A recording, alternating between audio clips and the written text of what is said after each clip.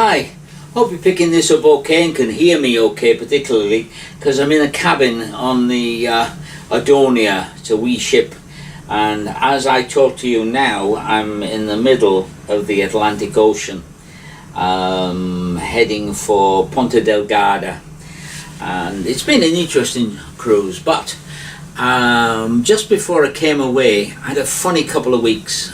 Too many friends were dying, and that's always a sad time, isn't it? And today I'd particularly like to talk about the Morettis. They were guests on my show, my TV show, very early on, and Hans and Helga Moretti were fabulous show people. Yes, he was a great designer, inventor, creator of magic, and you can find him all over the internet doing his wonderful things with catching bullets, Russian roulettes, the crossbow acts and all that jazz. But you had to give it to Hans when it came to showmanship. He was a big lad, and so was Helga. One of my great memories of their act was he was upside down in the studios swinging on a flaming rope above a bed of raised bayonets in a straitjacket. He had to get out before, the rope burnt through. Health and safety were going nuts, and the firemen were all over the place. But at one moment, there's a ball of fire burst off this rope and landed here on Helga's boobies, and without a blink, she just went ha, and flicked it off and carried on smiling. Now that's a good assistant, fellas, I'll tell you. Oh yeah. And another time he was supposed to come in the studio, and we got a phone call. He'd been doing the same escape from underneath a helicopter, and the helicopter apparently had come in a bit too slow, and Hans, the rope had burnt through, and Hans went down onto the concrete, and we got this message he was in hospital, and we didn't know how bad or anything.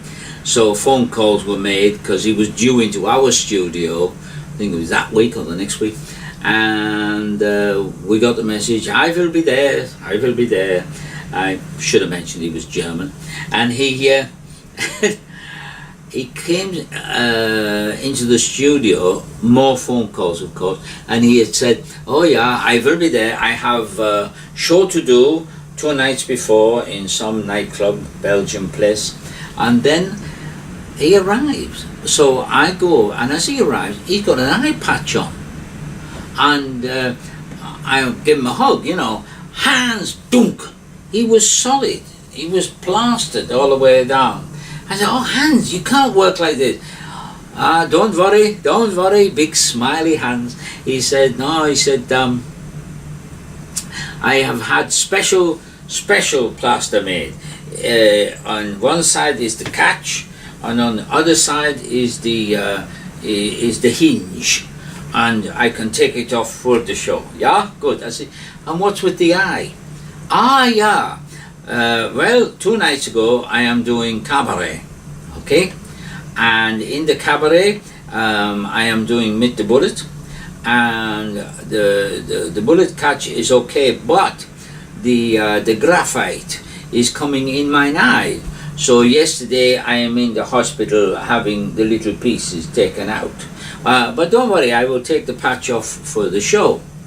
Now he was being booked to do what he called Bell, Book and Candle. It was a suspension on a candle that was on a pile of books, and the girl would be laid out there. And he said, oh, Helga is now too big for this. So I bring my daughter-in-law, and I shook hands with the daughter-in-law. But when I went to shake hands with her, her hand was all bandaged up. And I said, have you hurt yourself? Yeah. In the routine, I put the apple on her hand, and I make with the samurai sword, and I cut. Well, with one eye, there's no perspective, so I am cutting her hand sometimes yesterday. And I went, you can't do the show like that. Oh, no, it's okay, Paul. For the show, we use the other hand.